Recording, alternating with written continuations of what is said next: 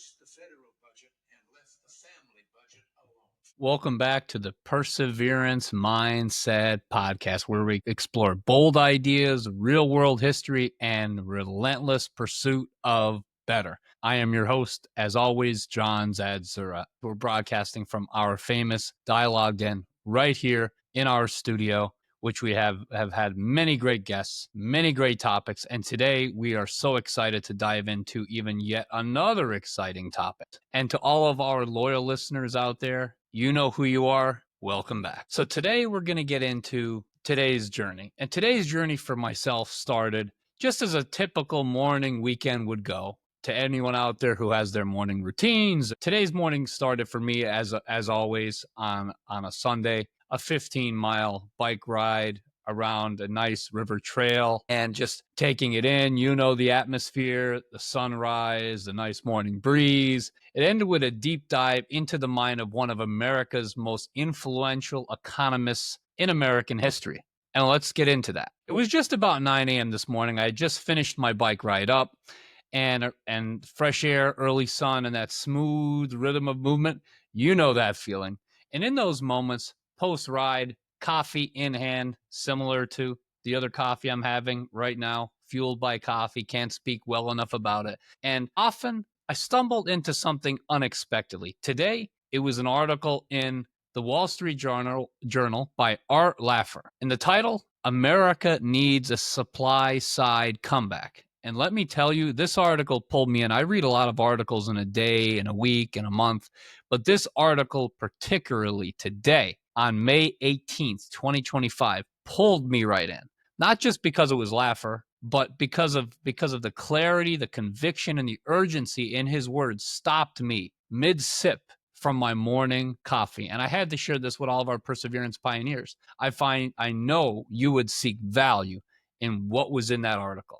So we're going to unpack this article for everyone that didn't get a chance to read it, didn't really have time to be aware of it, or those who are just too busy. So what this could mean for America's economic future. It was a proposal by the famous economist Art Laffer. And for those who may be hearing his name for the first time, Art Laffer is the father of supply side economics. He's the man behind the famed Laffer Curve, a concept that forever changed how we view the relationship between tax rates and government revenue. Yes, such a relationship does exist, I promise you.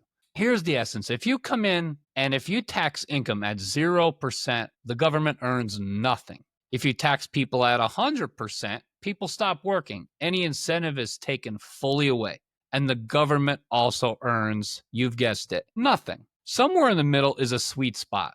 A rate that maximizes revenue without choking productivity. And it has been choked for the past number of years. Ronald Reagan bought into this also. So did Thatcher. And now Laffer's saying we need to bring it back. From hearing this from one of the world's most famed economists, I would take advice into those words. So let's really talk about what's in this article, because I can't speak well enough about it. It was a fantastic article. It was probably the best article I've read all week, because Art Laffer wasn't just tossing around nostalgia for all of us, all of our 1980s people out there of 1980s. This is a piece focused on an urgent call to action rooted in one fundamental idea. Growth must come from production, not from redistribution. Right at the start, Laffer argues that America is drifting dangerously away from supply-side principles that have made us a great country. He points out the current obsession with redistribution, whether it's through higher taxes on wealth and income or more expansive government programs, as a distraction from the policies that actually generate long-term prosperity, which many of our viewers out there also believe this. And to a certain extent, they are 100% right.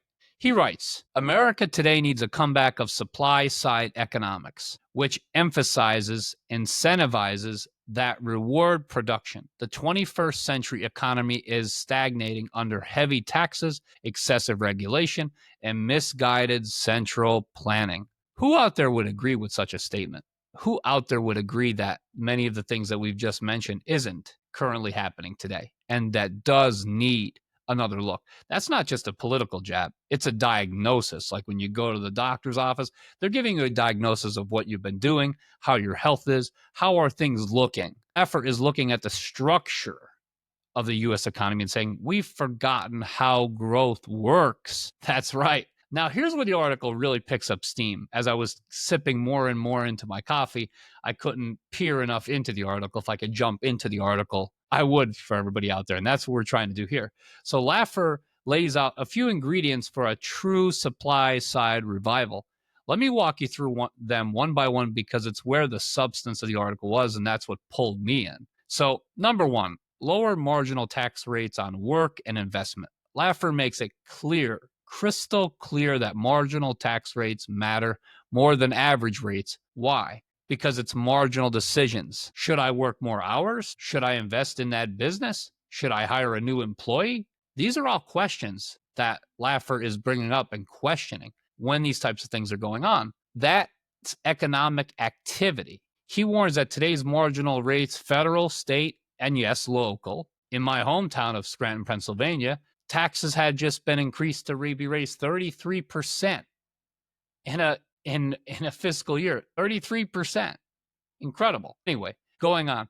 These are crushing incentives to be productive. He especially calls out taxes on capital gains and corporate income as being far too punitive. Here's the punch from the article, and this is what started to really enthrall me and to finish every sentence end to end.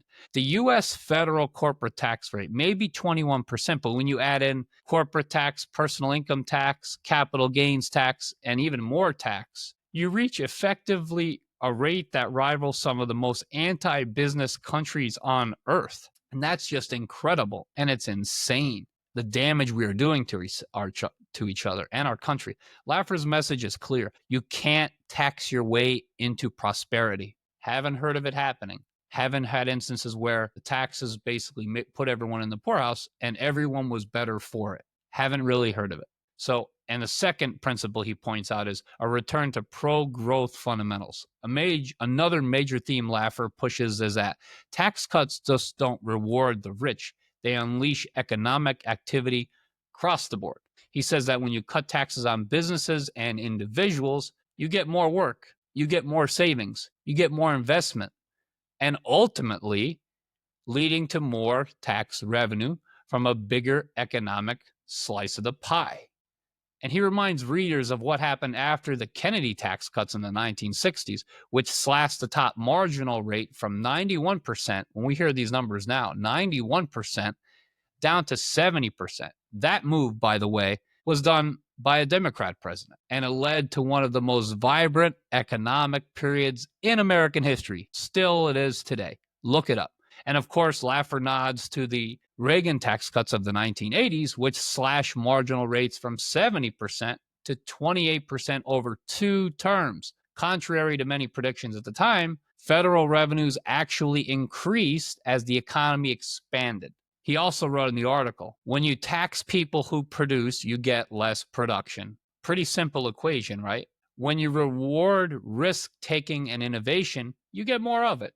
Pretty simple stuff. Simple but effective, and it works. The third principle from Laffer's article today in the Wall Street Journal, central planning versus private enterprise. He takes aim at what he sees as the rising tide of central planning in the U.S., not in the Soviet sense, but in the form of aggressive government micromanagement markets. I don't think there's anyone that would disagree that the government is involved in everything today. He argues that Washington is increasingly to pick winners and losers, whether it's through subsidies, ESG mandates, or targeted tax credits. And that distorts the natural flow of innovation. Quote by him was, politicians and bureaucrats can't allocate resources more effectively, more than millions of workers, entrepreneurs, and investors making decisions in free markets. Speak on about that. Speak on.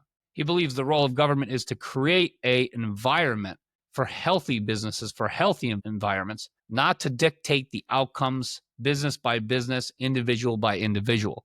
The fourth bullet point that Laffer pointed out in his article was the decline of labor participation and productivity. He highlights what he sees as 2 devastating trends: a falling labor force participation rate and sluggish productivity growth. He links both of these directly to tax and transfer policies of the last 20 years, not just currently, over the last 20 years in that span of time. And I don't think anyone can disagree that with multiple administrations coming in, going out, coming in, going out, where does that leave the long-term progress and growth and potential? When we see fewer rewards for working individuals because of high taxes or generous government benefits, they're less likely to enter or stay in the workforce. And when businesses face higher regulatory and tax burdens, they invest in rewarding employees of the company and looking for ways to reward more of their employees. The result, he argues, of this is an economy that's slowly grinding down, not crashing, but coasting towards mediocrity.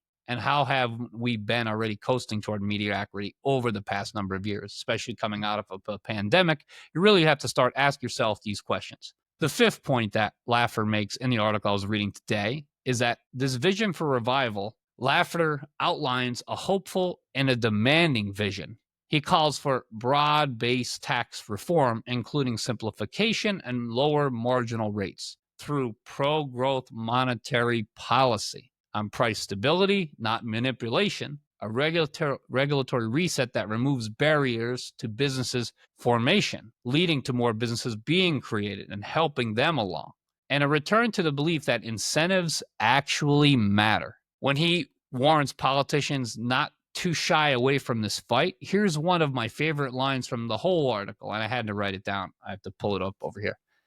But it's time we introduce the American people to the simple truth. You can't love jobs but hate the job creators. Once again, you can't love jobs but hate the job creators. Had to say that twice for impact. Reading this piece, I felt like I was hearing not just an economist, but a coach in a locker room saying, we've played defense for way too long enough, and it's time we get back on the field with the offense. And whether or not you agree with every point he makes, you've got to admit, there's clarity in his thinking that's been missing in so much of today's economic discourse, and we all see the effects of it. He's not proposing gimmicks or one-time stimulus checks. He's talking about rebuilding an economy from the foundation up. And that is a conversation we all need to be having with all of our officials, with our neighbors, our friends, our employers, our bosses. So now, before we wrap up today's episode of this great article that I had to share with all of our perseverance pioneers, I want to share something special in the article that I also mentioned, that Craig Shirley, Ronald Reagan's biographer and former speechwriter, had this to say about Laffer. When asked about Art Laffer, what do you think about him? Reagan said he loved people who can explain big things in very simple ways so more people can understand it. Also quoting that Art Laffer made the invisible hand visible. And that's what Reagan loved about him. So let that sit for a moment. Supply side economics isn't just about math or markets. It's about the freedom to create, build, to earn, to try and fail. It's the system that bets on people, not planners. And if we forget that, we don't just lose growth, we lose something deeply American, the American dream. So I wanted to share this with all of our perseverance pioneers out there. I wanted to take this moment and literally finish this cup of coffee that I had, tell you about this amazing article I read today in the Wall Street Journal, which I still physically have. I know, old school, don't understand it. Don't take it from me. I could have read the same thing from my phone, but there's something about reading a newspaper to me and having that person drop that newspaper at my doorstep. Having that person still have a job still matters to us here at the Perseverance Mindset Podcast. So hope this episode gave you some new information. I encourage you to look up the article from yourself. You can search it at wallstreetjournal.com. You can search an Art Laffer, and it should come right up. And I also talked about the creation of the plan that Laffer had drew on a cocktail napkin. It's not the first time many of us have heard things like that. Great plans come from crazy places. So if this episode gave you something to think about, we want to hear from you. Drop us a note, share the episode, and most importantly, start a conversation about how we grow, not just how we can redistribute. Again, I haven't heard of anybody being taxed into prosperity. So until next time, Perseverance Pioneers, stay strong, stay curious, and keep riding towards a better tomorrow. Have a great week ahead.